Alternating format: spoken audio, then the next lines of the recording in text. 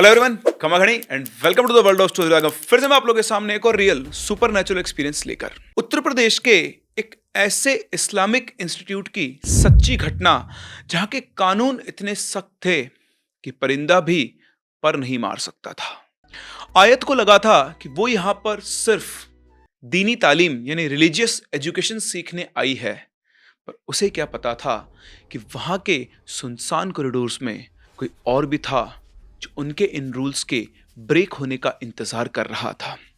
सब कुछ नॉर्मल चल रहा था, लेकिन तब तक जब तक एक रात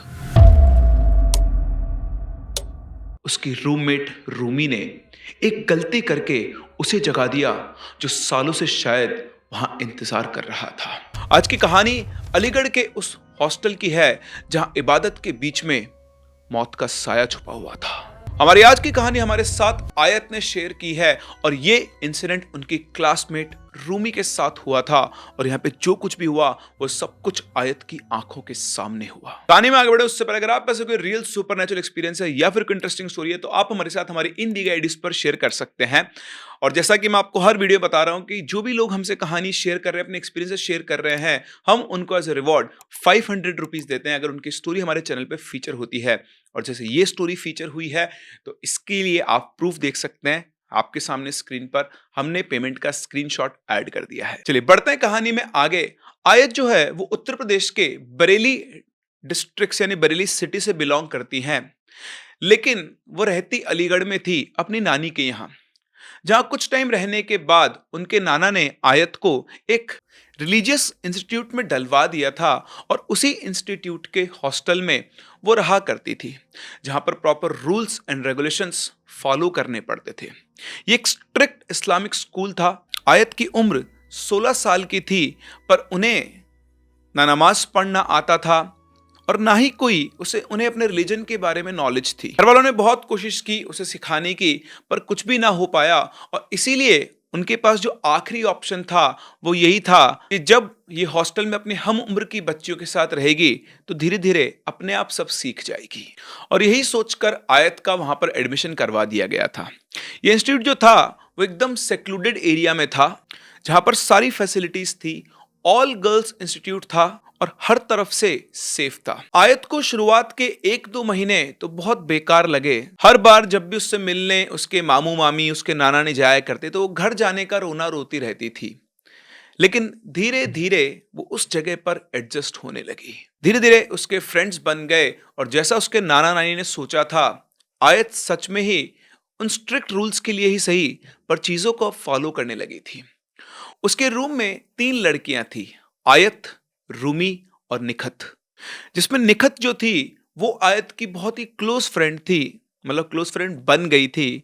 और वो बहुत ही रिलीजियस लड़की थी और उसके साथ रहते रहते ही आयत भी अब सब कुछ सीखने लगी थी। इनके हॉस्टल में भी एक रूल था कि वहां जो भी लड़कियां रहती थी वो सब सारा काम खुद ही करते थे, मतलब रूम साफ करना, वॉशरूम, कपड़े, सब कुछ। सिर्फ इन लोगों के खाना बनाने के लिए हेल्प लगी हुई थी। अदरवाइज उस पूरे हॉस्टल की साफ सफाई करना, सबको काम बांट दिए जाते थे। और सबकी प्रॉपर डेज वाइज जो है ना, डे वाइज वो ड्यूटी आया करती थी। अच्छा, एक रूल था इनके हॉस्टल में, और आई थिंक ये रूल हर जगह ऑलमोस्ट होता है कि रात को 9 बजे के बाद डॉर्म से बाहर नहीं निकलना है। तो जिनका हॉस्टल एरिया था वहां से बाहर नहीं निकलना होता था। और जो दूसरा स्ट्रिक्ट रूल था वो था कि हिजाब सिर्फ कमरे में खोला जा सकता है। मतलब अगर आप अपने कमरे से बाहर भी निकल रहे हो डोम के अंदर भी, तो भी आपका सिर ढका होना चाहिए, फेस नहीं, बस सिर के ऊपर पूरा हिजाब होना चाहिए। तो ये यहाँ के कुछ रूल्स थे। और जो हिजाब वाला रूल था वो बहुत ज्यादा स्ट्रिक्ट था। इतना स्ट्रिक्ट था कि आयत ने बताया कि अगर उन्होंने देखा 1-2 बार ऐसा हुआ कि कोई लड़की बस रूम साफ करते करते भी अगर बिना हिजाब के बाहर आ गई तो अगले 1 वीक तक उसे हॉस्टल के सारे वॉशरूम अकेले साफ करने होते थे। रूल्स तो और भी बहुत थे, लेकिन हमारे यहाँ पर जो इंसिडेंट हुआ उनमें ये रूल सबसे इंपॉर्टेंट था। अब ये रूल वहां पर इतना स्ट्रिक्टली फॉलो क्यों होता था, उसका कोई ना कोई कारण था जिसे ये लोग नहीं समझते थे और नहीं जानते थे। अब जितनी भी लड़कियां वहां पर रहा करती थी सबको 5 टाइम की नमाज अदा करनी होती थी। और इन सब के लिए एक हॉल सा बनाया हुआ था, जहाँ पर सभी टीचर और सारी लड़कियाँ वहाँ पर आकर कुरान पढ़ा करती थी। और जब भी कोई लड़की अपने मेंस्ट्रुअल साइकिल पर होती थी, तो उस टाइम पर ये रूल था कि आपको रिसाइट नहीं करना है, पढ़ना नहीं है, किताब को छूना नहीं है, बस वहीं हॉल में अवेलेबल रहना है। मतलब जब कुरान पढ़ी जा रही है वहाँ पर, तब कोई भी लड़की अपने डॉर्म में यानी अपने रूम में नहीं रहेगी। तो आयत को यहाँ पर रहे हुए करीबन 6 महीने हो गए थे, सेटल हो गई थी वो और ऐसे उसकी लाइफ चल रही थी। और फिर एक दिन आया जब ये सब शुरू हुआ। एज यूजुअल हमेशा की तरह ये तीनों फ्रेंड्स और बाकी बच्चे हॉल में आते हैं। ये लोग अपने डोम से निकलने वाले होते हैं कि तभी रूमी को ये फील होता है कि शायद उसका साइकिल शुरू हो गया है। तो वो हॉल तक आ जाती है, पर जब उसे फील होता है तो वो उठ जाती है और डोम की तरफ जाने लगती है। जब वो डोम की तरफ जाने लगती है तो आयत और निखत ने उससे पूछा, तो उसने बताया कि यार ऐसा लग रहा है कि शायद उसकी साइकिल आ गई है, तो उसे शायद एक बार चेक करना होगा।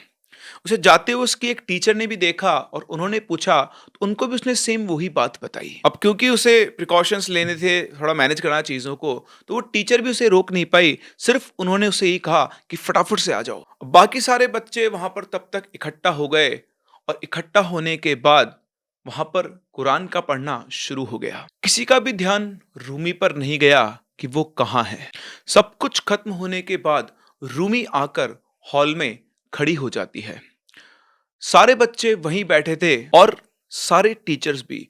और जैसे ही वो वहां पर आई तो सबकी नजर रूमी पर जाती है। तो बच्चे तो उसे बिल्कुल नॉर्मल तरीके से देख रहे थे, पर सारे टीचर्स के फेस का एक्सप्रेशन बदल गया। उसमें जो जो कारी थे, कारी बेसिकली जो कुरान को बिल्कुल रूल्स के साथ रिसाइट करवाते हैं, वो गुस्से से उन फीमेल टीचर्स की तरफ देखते हैं और पूछते हैं, ये कहाँ थी? तो जिस टीचर से रूमी पूछ कर गई थी, वो खड़ी हो जाती है, रूमी के पास जाती है और धीरे से आकर बोलती है, तुमसे कहा था ना जल्दी आना। बाकी सारे टीचर्स मिलकर माहौल को संभालते हैं और बच्चों को वापस डॉम में भेज दिया जाता है। सबके जाने के बाद आयत और निखत वहीं पर रुकते हैं, क्योंकि आयत ने ईशा की नमाज नहीं पढ़ी थी। तो बगल में ही मतलब उनके कैंपस के अंदर ही इनका प्राइवेट मस्जिद थी, जहाँ ये सब अपनी नमाज पढ़ा करते थे। तो वो निखत को लेकर मस्जिद में जाती है, उससे कहती है कि मैंने ना ईशा की नमाज नहीं पढ़ी है, चल अपन पढ़कर चलकर पढ़ लेते हैं। निखत उसके साथ निकलती है, लेकिन रूमी अभी भी उसी जगह खड़ी हुई थी। आयत ने रूमी से कहा कि हम लोग आते हैं, तुम डोम में जाकर आराम करो। रूमी ने भी नॉर्मली हाँ में सिर हिला दिया और वो अपने रूम की तरफ चली गई। रूमी के जाने के बाद आयत और निखत मॉस्क में गए। निखत बैठी थी और आयत अपना नमाज अदा कर रही थी। तभी निखत को मस्जिद के पीछे रूमी जाते हुए दिखाई दी। रूमी को इस तरह से देखकर वो रूमी को आवाज देते हुए उसके पीछे चली जाती है कि इतनी रात में वो कहां पर जा रही है। रूमी आगे आगे चल रही थी, निखत उसको आवाज देते हुए पीछे चल रही थी, लेकिन रूमी को जैसे उसकी आवाज सुनाई ही नहीं आ रही थी। और आगे चलते चलते अंधेरे में रूमी एकदम से गायब हो गई। निखत उसके पीछे चलते चलते उसने हॉस्टल का जो बॉर्डर था, लास्ट जहां तक मतलब हॉस्टल फैला हुआ था, उस एरिया को भी क्रॉस किया। और जैसे उसने इस एरिया को क्रॉस किया, एकदम से एक ठंडी सेंसेशन उसकी बॉडी के अंदर दौड़ जाती है और उसकी वजह से उसका ध्यान जाता है। तो वो देखती है कि वो हॉस्टल के पीछे उस एरिया में आ गई है, जहां रात में क्या, दिन में जाना भी सेफ नहीं होता है। वो देखती है कि जब वो रूमी को फॉलो कर रही थी, उसके पीछे जा रही थी, तो मान लो उसे सेंस ही नहीं था कि वो किस तरफ जा रही है। वो सामने खड़ी होकर देखती है, चारों तरफ अंधेरा था और रूमी का कहीं नामो निशान भी नहीं था। वो वापस से घूमकर जल्दी जल्दी मस्जिद की तरफ जाती है। जब वो मस्जिद में पहुंची तो आयत जो थी वो बाहर खड़ी हुई थी मस्जिद के, और वो थोड़ी घबराई हुई थी। निखत ने उसका चेहरा देखा और उसके पास जाकर पूछा कि क्या हुआ, तुम इतनी घबराई हुई क्यों हो? तो आयत ने जवाब दिया कि जब वो नमाज पढ़ रही थी, उसके कानों में एक अजीब सी आवाज आ रही थी, जैसे कोई आदमी भारी आवाज का उसके साथ नमाज पढ़ रहा है, लेकिन तेज तेज। ये आवाज सुन के जब उसने आसपास देखा तो उसके अगल बगल में कोई नहीं था। और तभी उसके कानों में जैसे कोई कुछ फुसफुसा रहा था। पूरी मस्जिद में वो अकेली थी और इस वजह से वो घबरा गई और अपनी नमाज भी पूरी नहीं पढ़ पाई और इसीलिए वो बाहर आकर खड़ी हो गई। फिर उसने पूछा, लेकिन तुम कहाँ चली गई थी? तो निखत ने उसको कुछ भी नहीं बताया। उसने सिर्फ इतना कहा कि मैं बस पानी पीने चली गई थी। इसके बाद दोनों अपने डॉर्म में चले जाते हैं। डॉर्म में जाकर ये देखते हैं कि रूमी अपने बेड पर सोई हुई थी।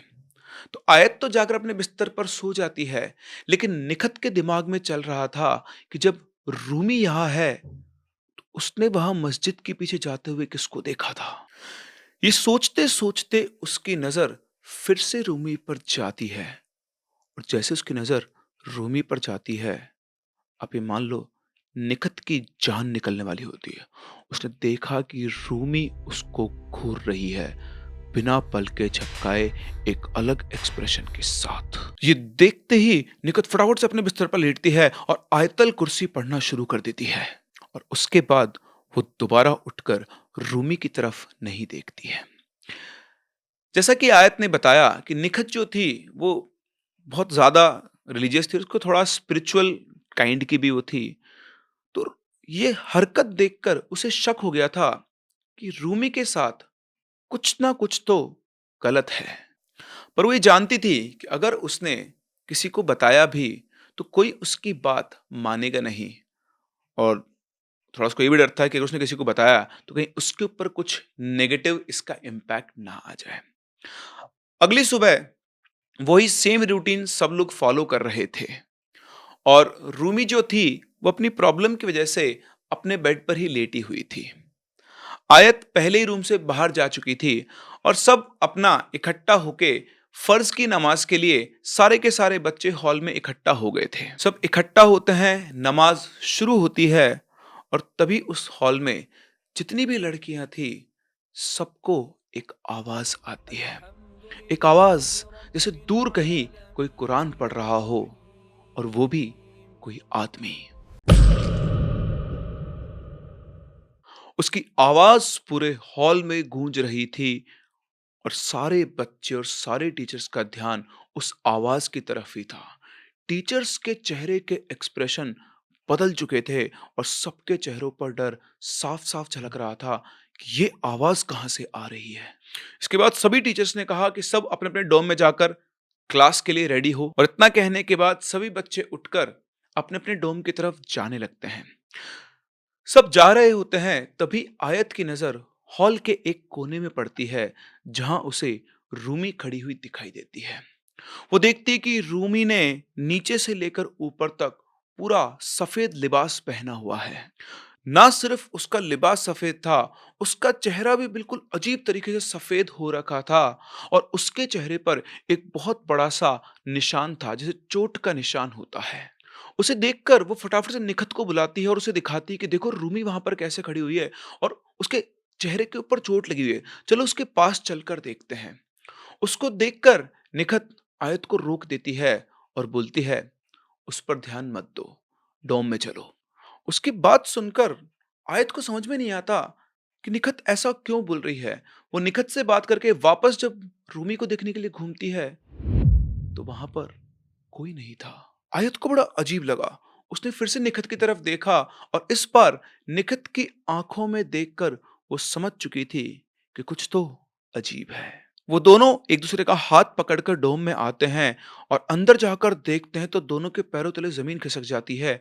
रूमी तो अपने बिस्तर पर सोई हुई थी। आयत और निखत दोनों को कमरे के अंदर आने से डर लग रहा था। दोनों बाहर खड़े होकर रूमी को देख रहे थे और तभी उन्हें किसी की हंसने की आवाज आती है और वो आवाज रूमी की नहीं बल्कि उनके पीछे से आ रही थी और अगले ही पल उनके कानों में एक आवाज आती है। एक आवाज जैसे उनके कानों के पास में आकर कोई बोल के गया हो, अस्सलाम वालेकुम। दोनों की बॉडी कांप रही थी और उनके मन में बस आयतुल कुर्सी चल रही थी और वो दोनों के दोनों बिल्कुल वहां पर फ्रीज हो गई थी। और तभी उनके कंधे पे पीछे से कोई हाथ रखता है।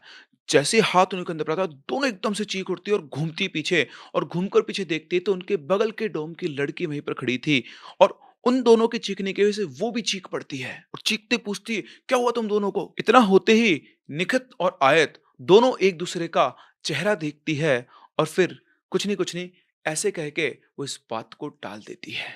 उसके बाद वो उसी लड़के से बोलती है कि इंस्टीट्यूट जाने यानी क्लास में जाने के लिए क्या वो उसके डोम में तैयार हो सकती हैं। वो लड़की थोड़ी कंफ्यूज हो जाती है, लेकिन उनसे बोलती है कि ठीक है, तुम वहां पर तैयार हो लो। और उसके बाद वहां पर तैयार होकर दोनों क्लास चले जाते हैं। क्लास चल रही होती है, उस वक्त करीबन दिन के 1:30 बज रहे थे और तभी रूमी क्लास के दरवाजे के पास आकर खड़ी हो जाती है। इस बार रूमी ने ऊपर से लेकर नीचे तक बिल्कुल काला लिबास पहना हुआ था और उसका चेहरा पीला हो रखा था, जैसे उसके चेहरे के ऊपर किसी ने हल्दी लगा दी हो। उसे इस तरह से खड़ा हुआ देखकर सारे बच्चे टीचर उसे अजीब सी निगाहों से देख रहे थे। उसे इस तरह से हरकत करते हुए देखकर टीचर बोलते हैं कि बीच क्लास में अलाउड नहीं आना, तुम जाओ यहां से। रूमी ने जैसे टीचर की बात को अनसुना कर दिया, वो एकदम वैसे की वैसे वहीं खड़ी रहती है। टीचर उसे एक दो बार फिर बोलते हैं, पर रूमी का सेम रिएक्शन था। वो उस टीचर को बिल्कुल ब्लैंक स्टेयर कर रही थी, बिल्कुल घूरे जा रही थी बिना पल के झपकाए। अब तीसरी बार जब टीचर बोलते हैं तो गुस्से में उठकर दरवाजा बंद करने के लिए आगे जाते हैं और तभी रूमी अपना सिर उठाती है और टीचर की तरफ एक क्रीपी सी स्माइल देती है। उस वक्त जिस तरह से रूमी ने स्माइल किया था, इतना डरावना था कि टीचर भी अपनी जगह पर रुक गए एक बार और मन ही मन मुंह से कुछ दुआ बोलने लगे। और सिर्फ टीचर ही नहीं, वहां बैठे सारे बच्चे पूरी तरह से घबरा गए और सबके सब अपने मन में दुआ पढ़ने लगे, जैसे सबकी सिक्स सेंस ने एक साथ बोला हो कि कुछ ना कुछ तो नेगेटिव है। और तभी रूमी टीचर को देखते हुए बोलती है, आओ, रुक क्यों गए, रोको मुझे। और ये शब्द रूमी की आवाज में नहीं, बल्कि एक आदमी की आवाज में थे। और ये बोलते बोलते रूमी टीचर की तरफ बढ़ रही थी और वो जो टीचर थे वो तेज तेज आवाज में आयतल कुर्सी पढ़ने लग जाते हैं। पर जो सबसे अजीब था वो ये कि सेम उसी डरावनी आवाज में रूमी भी आयतल कुर्सी पढ़ने लगती है और हंसते हुए उस टीचर के पास जाने लगती है। सारे स्टूडेंट्स का दिमाग ही काम नहीं कर रहा था कि उनकी आंखों के सामने सब क्या हो रहा है। रूमी, जो कि रूमी थी ही नहीं और कोई और, लगातार बोले जा रहा था। तभी पता नहीं कहां से एकदम से काजी साहब आ जाते हैं और वो आकर रूमी को पकड़ लेते हैं। उनका जैसे ही काजी साहब ने रूमी का हाथ पकड़ा, वो बिना मुड़े अजीब तरीके से रोने लगती है और फिर काजी की तरफ मुड़कर गुस्से में देखती है। वो काजी और एक तो टीचर रूमी को वहां से खींचकर ले जाते हैं और वो जो मंजर था वो एक अलग ही रूप ले चुका था। रूमी अजीब तरीके से रो रही थी, उसका शरीर उसके कब्जे में नहीं था। वो दुबली पतली सी लड़की जिसको मिलकर चार चार लोग संभाल नहीं पा रहे थे, उसका हिजाब गिर जाता है, बाल खुल जाते हैं और वो बहुत तेज-तेज चीखने लगती है। उसकी चीख पूरे स्कूल के अंदर सुनाई आ रही थी, सबके बर्दाश्त के बाहर थी। और जैसे ही रूमी को उस कमरे से बाहर लेकर जाया जाता है, उस कमरे में एक अलग सी शांति, एक सन्नाटा छा जाता है। थोड़ी देर पहले उस कमरे के अंदर जो हेवी प्रेजेंस फील हो रही थी, अब सब कुछ वहां पर लाइट लगने लगता है। सारे के सारे बच्चे डरे हुए थे, किसी की हिम्मत नहीं थी कि कोई क्लास के बाहर जाकर देखे कि क्या हो रहा है। उन्हें बस रूमी के चिल्लाने की आवाज आ रही थी, जो धीरे धीरे उनके कमरे से दूर होती जा रही थी। इसके कुछ देर बाद वो जो टीचर जिन्हें क्लास में पढ़ा रहे थे वो क्लास में आते हैं, पाक पानी लेकर, और पूरी क्लास में उसका छिड़काव करते हैं। उस दिन की सारी क्लासेस ऑफ कर दी जाती है और नेक्स्ट डे ही सारे बच्चों को घर भेज दिया जाता है छुट्टी पर। इतना ही नहीं, 3 दिन बाद इनके एग्जाम्स होने वाले थे, वो एग्जाम भी कैंसिल हो गए थे। रूमी को क्या दिक्कत थी, क्या नहीं, किसी को कुछ नहीं पता। जब वापस से स्कूल ओपन हुआ तो ये अनाउंस किया गया कि रूमी के साथ क्या हुआ, कैसे हुआ, कोई भी इस बारे में ना कुछ पूछेगा, ना बात करेगा। और ऑनेस्टली बताऊं तो ये सब देखने के बाद वहां जो बाकी बच्चे थे, उनमें खुद में इतनी हिम्मत नहीं थी कि वो रूमी से कोई सवाल करे। बाद में यही बताया गया कि उसकी तबीयत खराब थी, लेकिन जो रूमी की रूममेट थी, आयत और निखत, इन्हें उन काजी साहब ने पर्सनली बुलाया। पहले तो इनके लिए दुआ पढ़ी और बताया कि रूमी के ऊपर एक जिन का साया था। अब वो कैसे आया, कहाँ से आया, वो तो इनको नहीं बताया गया, लेकिन उसके बाद इनके रूम बदल दिए गए। तो ये थी आयत की फ्रेंड रूमी के साथ हुई एक सच्ची घटना। रूमी के साथ जो हुआ वो किसी बुरे सपने से कम नहीं था। आयत का यही कहना है कि एक दुबली पतली लड़की में इतनी ताकत कहां से आ गई कि चार लोग भी उसे संभाल नहीं पाए। और वो मर्दाना आवाज जो इनकी आंखों के सामने रूमी बोल रही थी, एक आदमी की आवाज में वो आयतल कुर्सी का पढ़ा जाना, वो क्या था आयत आज तक उसे ठीक से समझ नहीं पाई है। और इस बारे में अगर कोई भी कुछ जानता है तो वो है उस हॉस्टल के टीचर्स और वो काजी साहब, जो वो ये बातें इन बच्चों को बताना जरूरी नहीं समझते हैं। कि आपको लगता है कि हॉस्टल के उस सेक्लूडेड एरिया में पहले से कुछ मौजूद था, या रूमी से कोई ऐसी चूक हुई जिसने उस शक्ति को दावत दे दी? अपनी राय कमेंट सेक्शन में हमें जरूर बताएं। और याद रखें, हर आवाज जो आपके कान में फुसफुसाई जाती है वो सिर्फ आपका वहम नहीं होता। कभी कभी ये आवाजें सच होती है, जैसा कि यहाँ पर आयत और निखत के साथ हुआ। आपको क्या लगता है, क्या वो कोई जिन था, या फिर ऐसे ही आसपास भटकती हुई कोई नेगेटिव एंटिटी, या फिर सिर्फ और सिर्फ रूमी के दिमाग का क्रिएशन? अपने व्यूज हमें कमेंट सेक्शन में जरूर बताएं। हम लोग मिलते हैं अपने के लिए अगली कहानी में। तब तक के लिए keep loving and keep listening.